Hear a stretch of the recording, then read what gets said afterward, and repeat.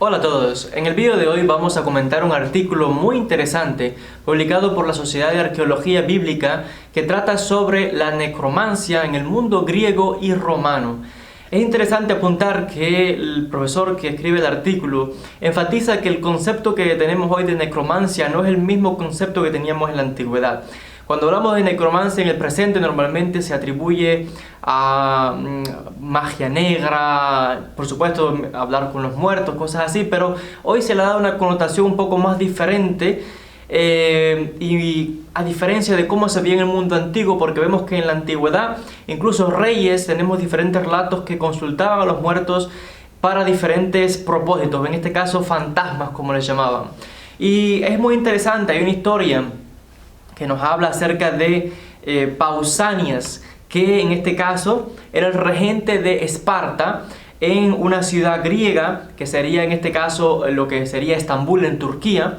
Hay que mencionar de que este Pausanias se enamora de una muchacha que se llamaba Cleónida. Pero para apuntar quién era este Pausanias un poquito, hay que recordar que fue un héroe durante la batalla de Platea cuando los griegos se enfrentan al poder de los persas, y de hecho fue una batalla decisiva, importante, porque algunos incluso debaten si no hubiera sido por esta victoria, si los griegos en este caso más tarde hubieran tenido el famoso siglo de oro o hubiesen surgido personalidades como Pericles entre otros. Sucede entonces que este Pausanias era reconocido y estaba en lo que hoy día sería Estambul, en Turquía, pero en aquella época eran colonias griegas, y acontece que está enamorado, se enamora de esta muchacha y trata de hacer todo lo posible por obtenerla. Tenemos las fuentes que nos dicen que él se enamora de Cleonice, y sucede que, por supuesto, ella no lo quería, pero el hombre tenía poder, manda que la traigan a su palacio, y sucede que mientras él estaba acostado en su recámara, traen a la muchacha y los guardias apagan las luces de las antorchas para, en este caso, darle privacidad, en este caso, y pensando que ella, por supuesto, también era una muchacha decente. Y sucede que mientras ella sube a la cama buscando entre la oscuridad a este Pausanias, él, que estaba muy dormido, no se había enterado de nada, si quién era, siente como que alguien viene en la cama, hacia la habitación, y él piensa que son asesinos que vienen a matarle. Por tanto, él tiene una espada en su costado y toma la espada pensando que lo van a aniquilar, y inmediatamente lanza unos par de sablazos y mata a esta muchacha Cleonice, que era la que él quería, supuestamente, según la historia. Y sucede entonces algo tremendo. Este Pausanias, que ya estaba un poco medio trastornado según las fuentes debido a tanta guerra y enfrentamientos, ahora está atormentado por el fantasma o el espíritu de Cleonice, que todo el tiempo viene a molestarlo, y él entra en un estado casi que de locura.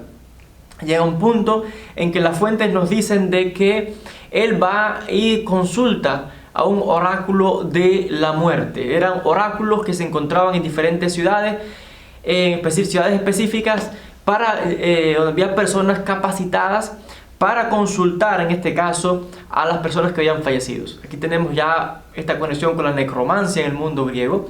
Se nos dice que allí, por supuesto, había un lago donde se invoca el espíritu de Cleonice, y él le pregunta, bueno, ¿qué tengo que hacer para que haya paz entre nosotros y que me dejes en paz de una vez a mí, ¿no? Tengas tu paz en esa otra vida y yo también en la mía. Acontece que entonces ella le dice, lo que tienes que hacer es regresar a Esparta. Sucede que cuando Pausanias regresa a Esparta, hay que mencionar algo importante, es que él, aunque había luchado un momento defendiendo a los griegos, sucede que luego él se convierte en traidor y comienza a ayudar a los mismísimos persas invasores. Y cuando llega a Esparta, allí inmediatamente lo apresan y lo acusan de, en este caso, de traición, y la sentencia que le dan es, literalmente, él toma refugio en el templo de Atena, y sucede de que la sentencia que le dan es que lo vivo lo sepultan con ladrillos dentro del templo, y la primera que pone el primer ladrillo para que su hijo muera dentro es la madre, en este caso la madre de Pausanias, por traidor, y vivo en una sección lo encierran, lo sepultan con una serie de ladrillos, y allí él muere. Y tenemos entonces otro problema. La cosa no acaba aquí. Y es que entonces el espíritu, el fantasma de Pausanias, comienza a aterrorizar entonces a la gente que va al templo. Y sucede otro problema más. La diosa Atenea estaba molesta en este caso también con los espartanos. Y sucede que ahora el fantasma de Pausanias ha molestado también a la gente no puede entrar al templo. Un tremendo problema. Y ahora, ¿qué sucede? Mandan a buscar a una gente que son expertos en este tipo de necromancia y de hecho los traen desde Italia para que realicen una especie de exorcismo del sitio, si hablamos con términos modernos. Y de hecho la palabra griega que se usa para estas personas que se traen de Italia es un término que simplemente se puede mencionar como psychagogoi, que significa los guiadores del alma o de las almas. Estas personas son expertos en este tipo de prácticas y de alguna manera logran precisamente su cometido de que el fantasma de Pausanias descanse en paz y que deje en paz también a aquellas personas del sitio. Acontece también que esta es una de estas historias de necromancia en el mundo griego. Tenemos muchísimas más y en el mundo romano también encontramos, por ejemplo, fuentes en Plutarca, en el caso de los griegos tenemos fuentes también de Tucídides que nos hablan de otras series de prácticas. Y hay que mencionar que cuando se hablaba de necromancia en el mundo griego, se hablaba en realidad de conocer el secreto de los muertos o el secreto de la muerte, los secretos que podrían ellos saber. Y de ellos encontramos diferentes historias donde se nos habla, por ejemplo, de cómo en determinadas situaciones se podía invocar a alguien que había fallecido para revelar información. O sea, alguien quería saber algo y consultaba al espíritu para preguntar. Por ejemplo, ahí tenemos relatos de un padre que quiere saber qué había ocurrido con su hijo después que había fallecido, y efectivamente dice incluso de que se va a dormir y en el sueño se le revela el hijo fallecido y también su padre. Y aquí vemos cómo a través de sueños se revelaban estos fantasmas también, o se tenía esta comunicación con los muertos.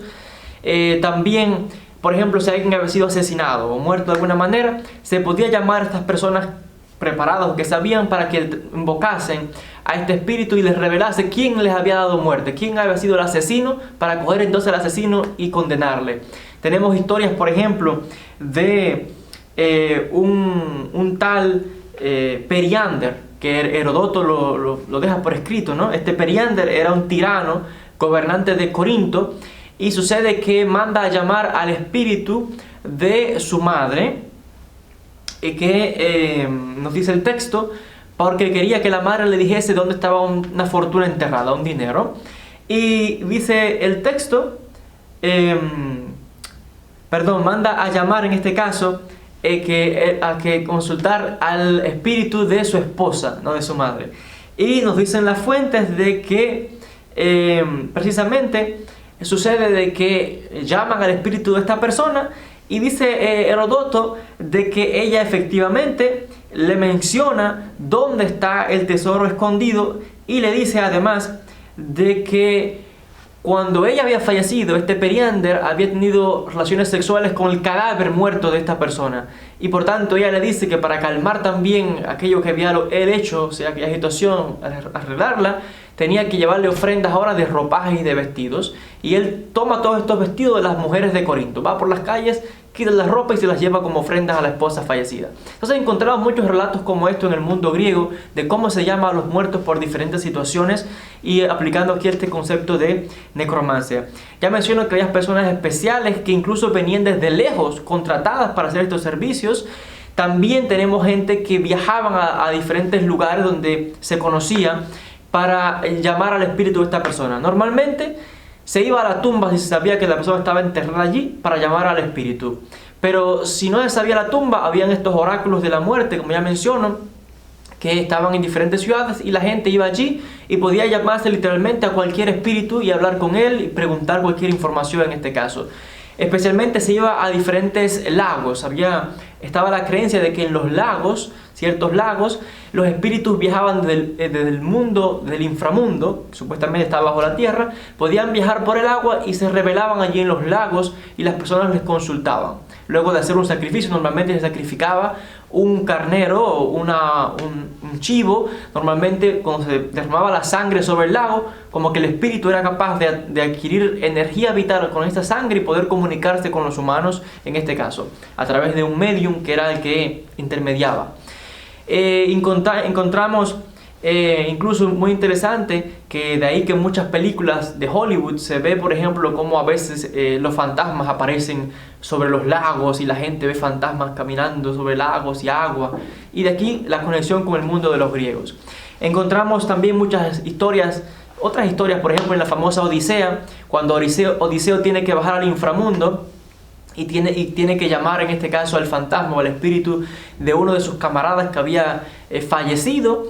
Efectivamente, así ocurre, hay todo un sacrificio, un ritual, se derrama sangre y se creía que cuando ellos bebían de esta sangre para poder comunicarse con el mundo de los humanos, y hay todo un rollón de almas que quieren también beber de la sangre, y encontramos al dios Hermes que les detiene para que el amigo de Odiseo pueda entonces comunicarse con él. Es todo un enredo tremendo también. Similar en el mundo romano encontramos, por ejemplo, que a Eneas, cuando también tiene que bajar al inframundo, ve todas estas almas que también han fallecido, incluso almas que en un futuro se vendrían a la tierra como los futuros gobernantes del Imperio Romano. Por tanto, encontramos que también se llamaba a los muertos, tanto en el mundo romano como griego, para preguntar sobre el futuro. Algo contradictorio porque la persona ya había muerto, por lo tanto es pasado. ¿Cómo podría saber del futuro? Es todo un misterio, pero es interesante que encontremos estas fuentes en ambos, tanto en Grecia como en Roma. Encontramos también diferentes historias de cómo diferentes generales romanos en su momento invocaron a los muertos para poder saber si iban a ganar victorias o batallas, ¿no? Para salir victoriosos en las batallas. Y en muchos casos las predicciones eran acertadas. Encontramos incluso también historias que nos hablan, por ejemplo, se nos menciona de Esquilus, uno de los griegos, en una de sus tragedias, también menciona de cómo se hacían estos rituales con un carnero, se derramaba la sangre en el suelo, se daban una serie de vueltas en círculo, palabras de invocación.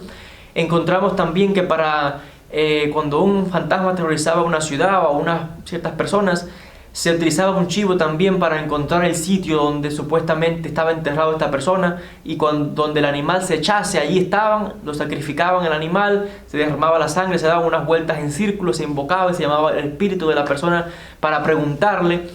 Y entonces vemos también incluso de que habían rituales incluso más potentes, si les queremos llamar entre comillas, que se describen en las fuentes romanas, incluso como los romanos habían personas capacitadas que decían de que podían hacer que los cadáveres hablasen. O sea, cuando alguien fallecía y hacía falta hacer una pregunta importante, habían gente que eran capaces, según las fuentes, de hacer que el espíritu volviese a entrar en el cadáver y el cadáver se levantase y pudiese comunicarse y hablar con la persona o con quien quiera que le estuviese llamando. Entonces encontramos todas estas fuentes y muchísimas otras más que nos describen. Tenemos incluso en las cerámicas griegas, se encuentran estas inscripciones y figuras que muestran sucesos significativos que nos hablan sobre estos acontecimientos cuando las personas llamaban a estos fantasmas o espíritus para comunicarse con ellos. Son un montón de las historias que encontramos de cómo, otra vez, para los investigadores modernos, leemos todas estas fuentes, no podemos decir si era cierto todo esto que se afirma, pero simplemente estoy comentando, ¿no?, lo que las fuentes indican. Y es muy interesante otra vez que estas prácticas no son muy distintas de las que encontramos en el mundo moderno, en las diferentes religiones que practican este tipo de cosas, como llamar a los muertos y comunicarse con ellos, sacrificios de estos animales. O sea que las encontramos también en diferentes culturas y que otra vez en el mundo moderno incluso han pasado al mundo de la televisión, han pasado al cine, Hollywood, que también tiene todo este montón de películas de fantasmas y espíritus y demonios. Y es muy interesante.